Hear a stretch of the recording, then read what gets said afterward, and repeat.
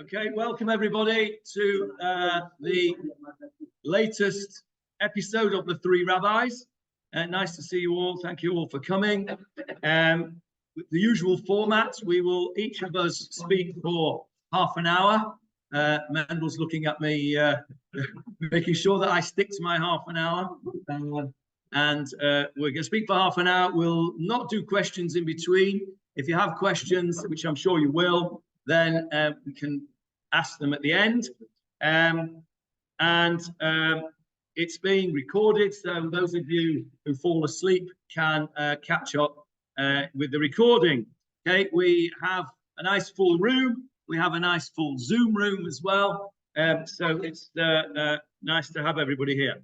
I'm going to kick off by speaking about Kitniyot. And the title, which was actually Rabbi Wise's clever title, Can We Cancel Kitniyot?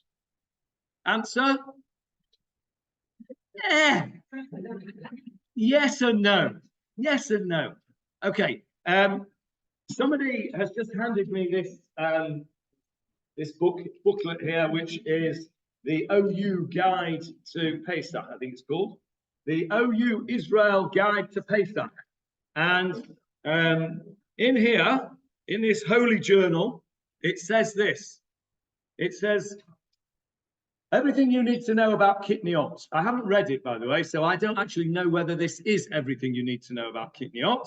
But what it says here is that in recent times, certain individuals have tried to abolish this sacred minhag. This is a grave mistake. The minhag of Kitniyot is based in solid halachic literature and is widely accepted amongst authorities. The Maharil went so far as to say that someone who consumes Kitniyot on Pesach transgresses the verse of Lo Tasur, meaning do not deviate from the words of our sages. And various other people here wrote striking rebukes against those who ate Kitniyot on Pesach. So that's a good start. Who gave me this? Paul, there you go. You can have it back now. I'll read it later. So, with that introduction, Kitniyot is a serious business, as you can see from the OU guide. So can we cancel Kitniyot? No, we can't cancel Kitniyot. But what we can do is we can define what we mean by Kitniyot, because that is open to interpretation. There are strong feelings about Kitniyot. I know people who are Mechalel Shabbat B'Farhesia. They are publicly do not keep Shabbat or Kashrut the whole of the year, but God forbid they should eat anything with Kitniyot on Pesach. They would rather die than do that. So it's a funny old thing, Pesach, isn't it? We go a bit, you know, it's an obsessive's delight, Pesach. We can obsess to our heart's content. And we do. So what I'm going to present to you today is an approach which is based on the psak of Rav Dov Lior. For those of you who don't know who that is, he was the chief rabbi of Hebron, a very highly qualified rabbi in the modern Orthodox world, and very highly regarded. And the basis that's a stale of comments one. What I'm going to tell you tonight is based on his approach. As I said earlier on, what you have that in front of you in the handout is just a summary.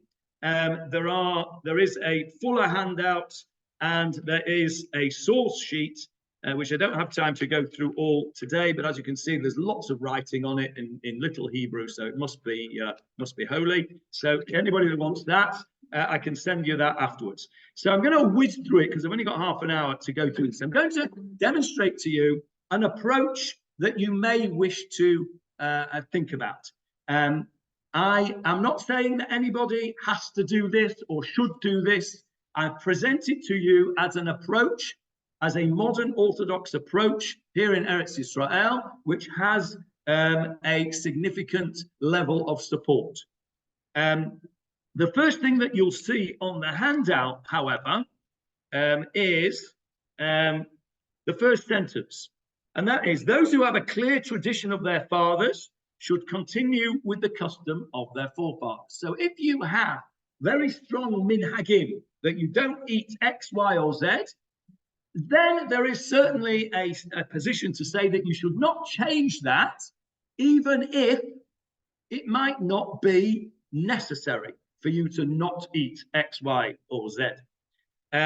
Because that's the tradition of your families. There is always this tension. We spoke about it a couple of weeks ago on Shabbat, about this tension between bringing the halacha into our lives in a meaningful way and jettisoning the traditions of our fathers. There's this tension between modernization and tradition. And it's a very delicate balance, and it's a fine line to tread.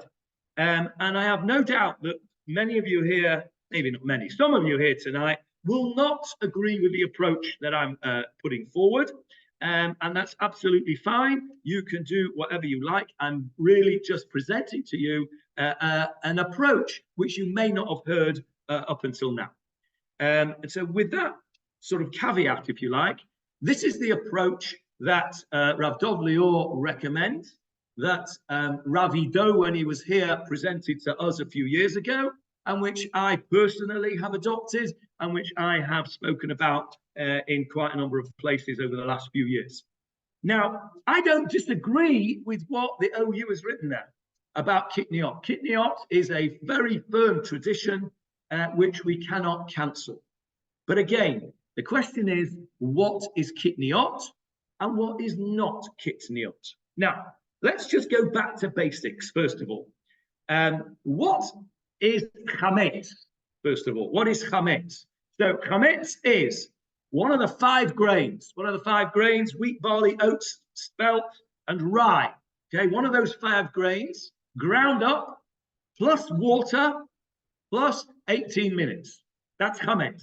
Okay, that's all that chametz is. A grain, one of the 5 grains, plus water, 18 minutes, it's chametz. It's got to be baked within 18 minutes. The baking process has to be finished. If it's not, it's chametz.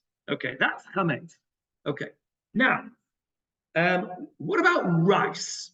Is rice chametz? No. Hands up who thinks rice is not chametz. Hands up who thinks rice is chametz. Okay, Mervyn thinks it's chametz. Are you from Morocco, Mervyn? No. Why do I ask that?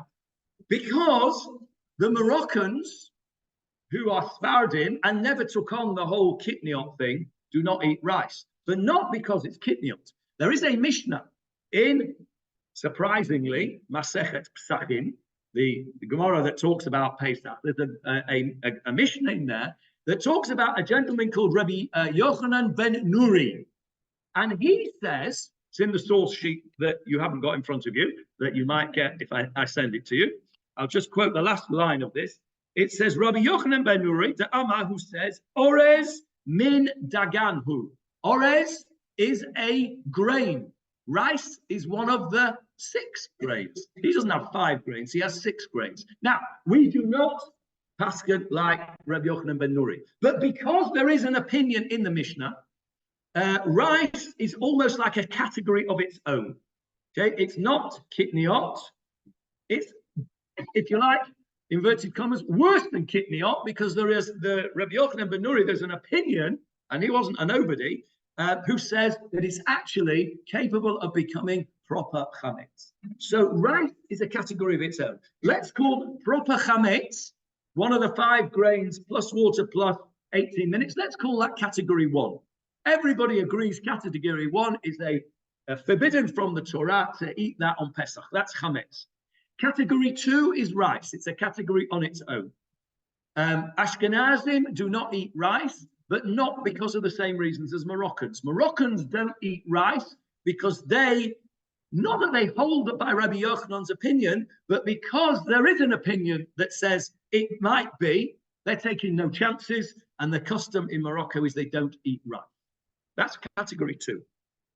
Now, what was the whole reason for Kitniyot in the first place? Well, first, before we say that, when did Kitniyot first come into play, if you like? When's the earliest mention of Kitniyot and where? Anybody know? 13th century in Provence. Any Frenchies here tonight? Yes, there's a Frenchie. Blame the Frenchies for Kitniyot, okay? It started in Provence in the 13th century. And what were the reasons? There were two reasons. We are familiar with one reason, and there is a second reason, which actually I think is more important and some ways more relevant to today, and you'll see what I mean by that at the end. The main reason that we know about is that there was a concern about mixtures, okay? What they used to do is they have I'm sure you've seen it in various places, sacks of ground up stuff, flour and rice flour and all sorts of things. You know, you have sacks of the stuff in shops. Now, they don't always come in little bags in 2 kilogram or 1 kilogram bags in the supermarket. They came in big stacks. And they would have a whole load of stacks of stuff, and you'd have ground flour, and you'd have ground chickpeas, and you'd have ground peas, and you'd have ground rice, and you'd have ground all sorts of things there. And there was a concern that we would get mixed up, and that this stuff, which we think is ground up peas, actually is ground up wheat, barley, oats, spelt, or rye. It's actually one of the 5 grains. And we thought it was peas or lentils or whatever. And so the rabbi said, you know what? We got to be so careful, because on Pesach, to even have a tiny speck of chametz is forbidden.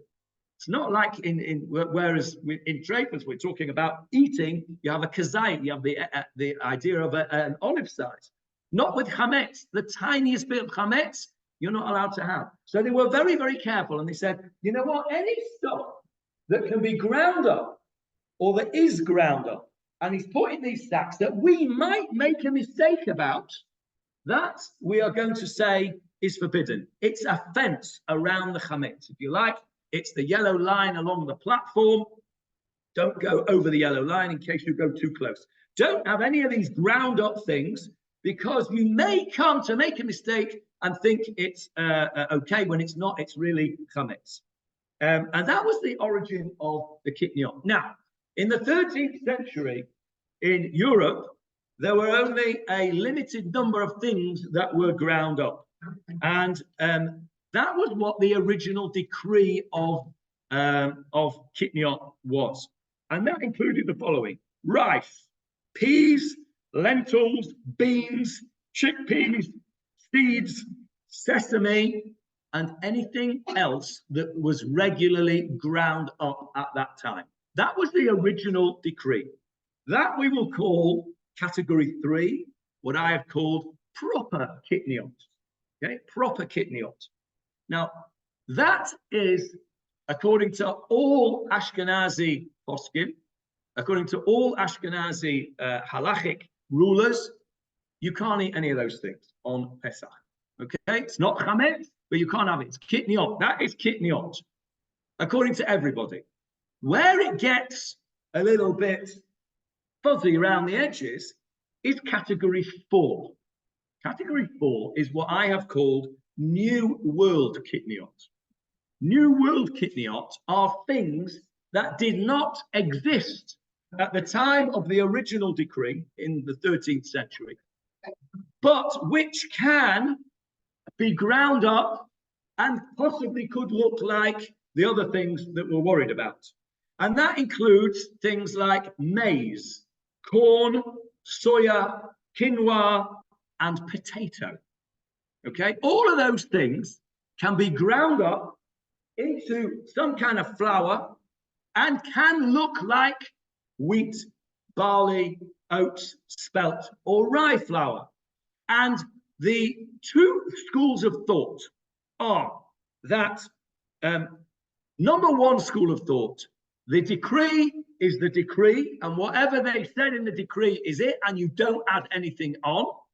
That is an opinion held by no less a figure than Rabbi Moshe Feinstein, Zichrono Livracha, the most famous and highly thought of American Cossack of the 20th century.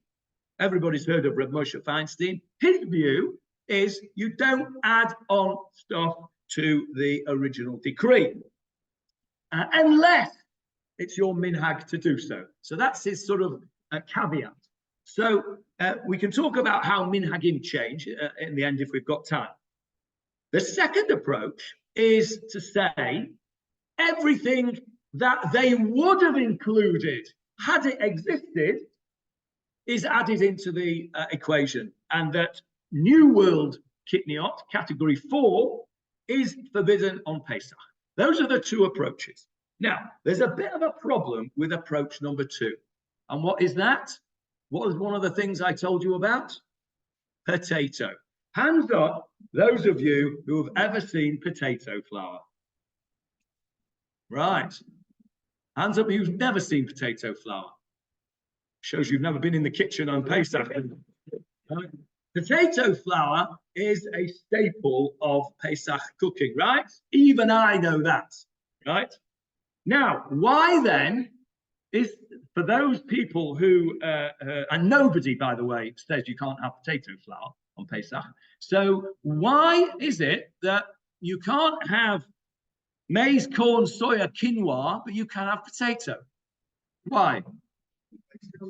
Okay, not if you keep the New World Kitniyot, you can't.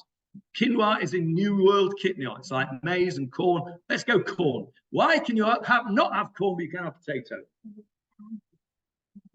It was a staple diet. That's right. The potatoes is what they lived on back in the day. You take out potatoes out of their diet, you've had it altogether. Nothing to eat. So they made an exception for potato. Okay. Now then, if you're going to be consistent and you are going to go for New World Kitniyot, you're going to be the Machmir group that say whatever would have been put in there, we're going to add into the decree that we can't use.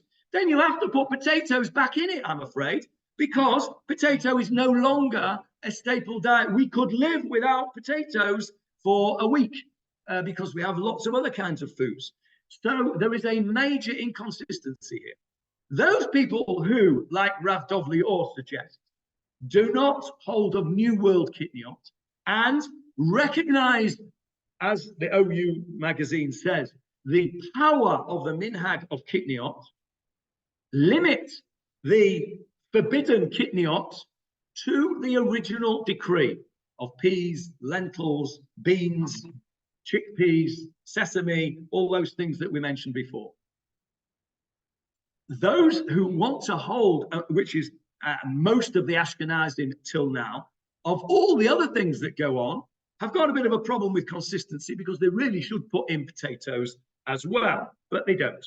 So that's category 4, is what I call New World Kitniyot. Now, we're getting a bit more controversial now, and that is category 5.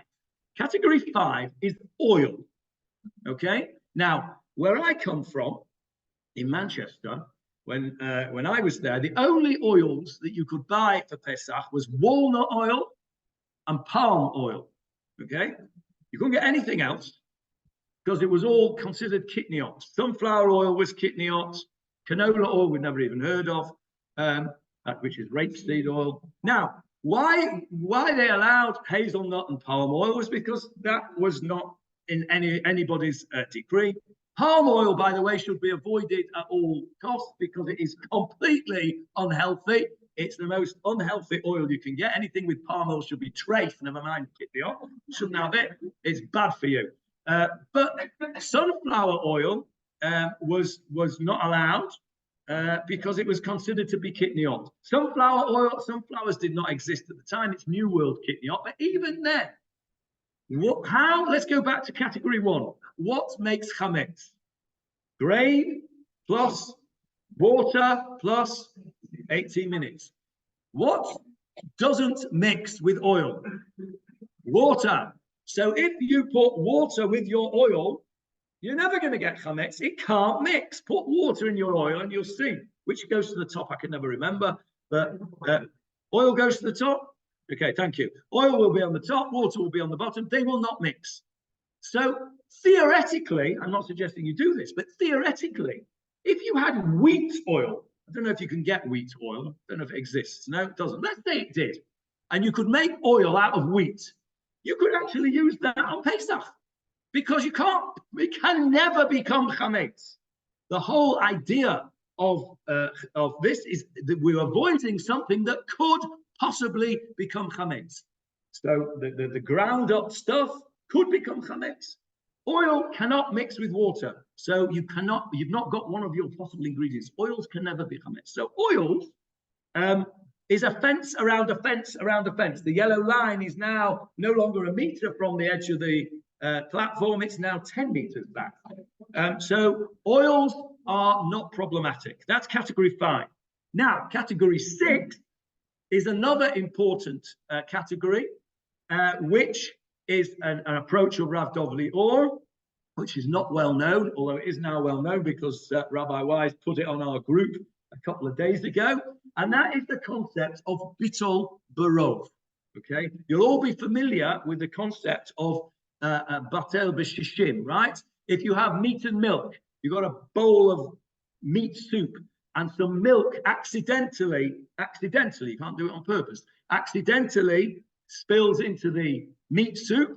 As long as the meat soup is 60 times the volume of the milk, it's okay. The milk is considered batel, cancelled. Okay, that's with basar v'chalav.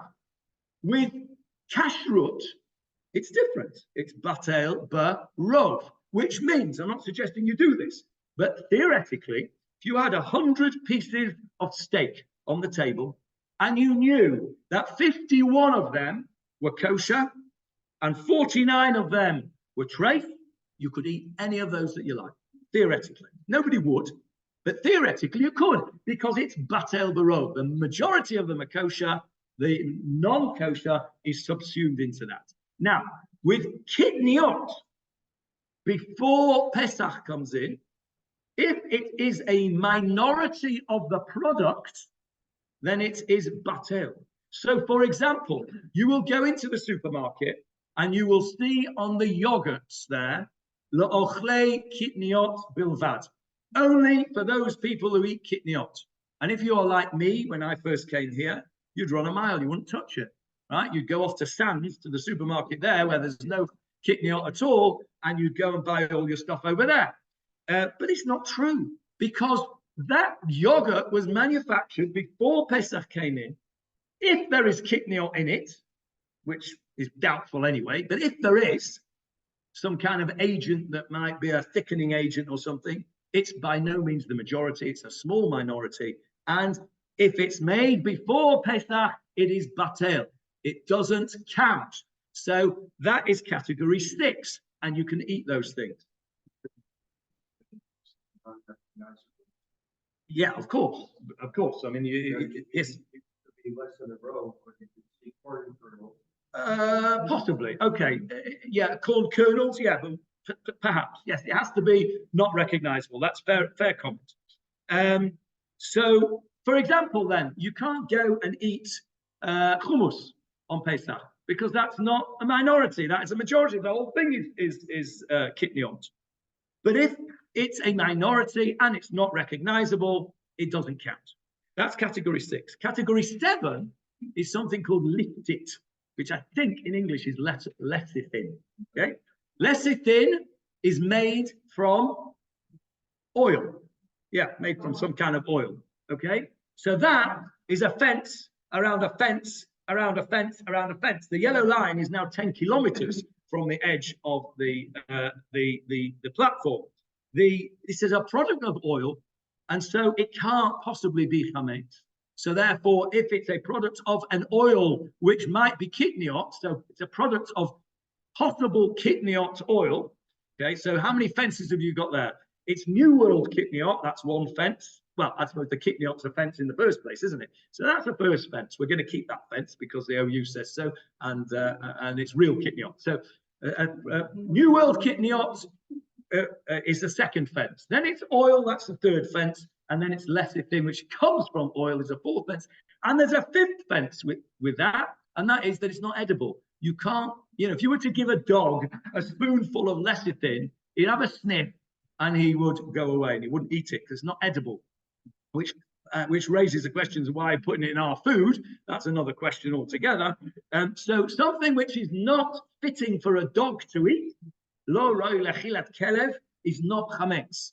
So if you have a piece of bread which is completely molded and disgusting, and a dog would sniff it and still eat it, that's chametz, even though you wouldn't eat it. But if a dog would sniff it and turn his nose on and say, I don't want it, then that's not chametz, even though it's made of grains, water in 18 minutes. So,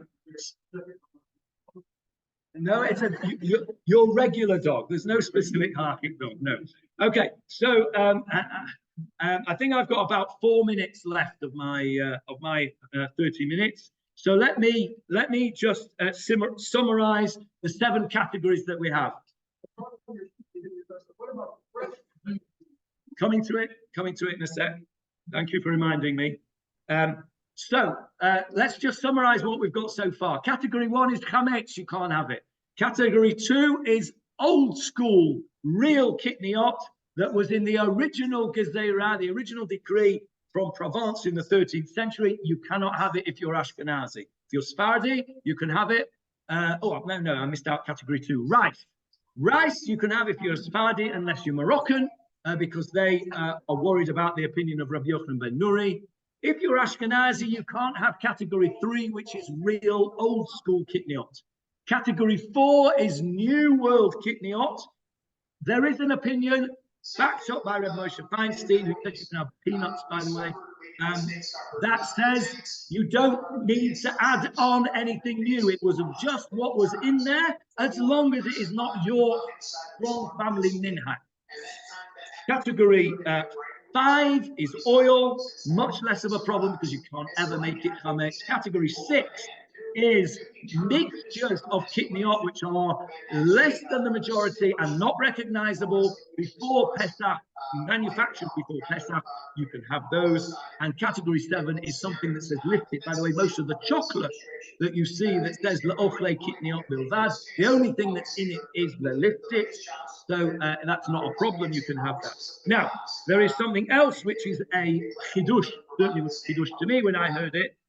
We, of course, never had beans because that is real kitniyot, right? In the original list.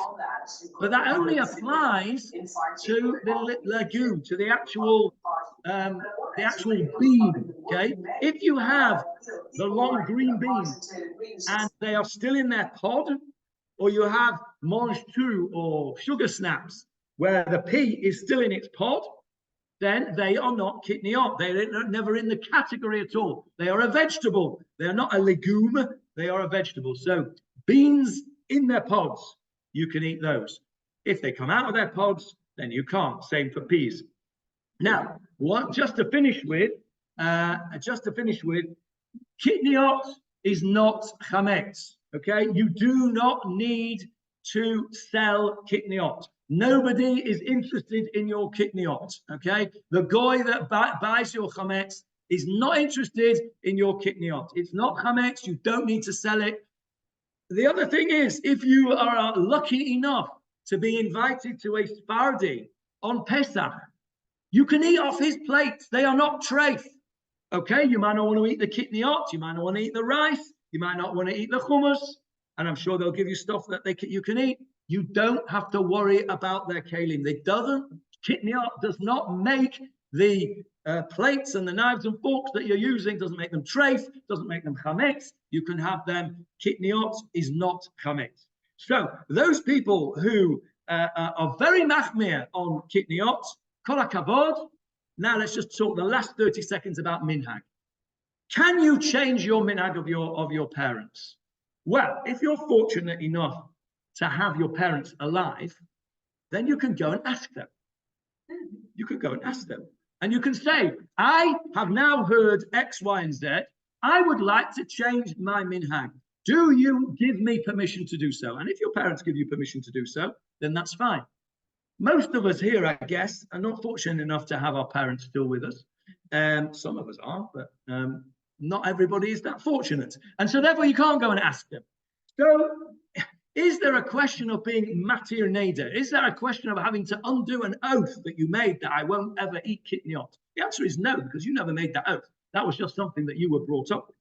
There's a position to say, Mishaneh makom, Mishaneh minhag, Mishaneh mazal. You change your place, you get a whole new name, you get a whole... There's certainly a position to say, you move from United Kingdom, United States, France, Morocco, wherever it is that you come, and you come to Eretz Israel, there is a position to say, it's a new, I'm going to take on a new minhag of the community that I'm in. It's not so straightforward, but it's certainly something which many people say is okay, and that's the approach that Rav Dov Lior takes. So I have just spent, according to this, 29.5 minutes, and so I have half a minute to stop the recording and then start it again when Rabbi Y starts.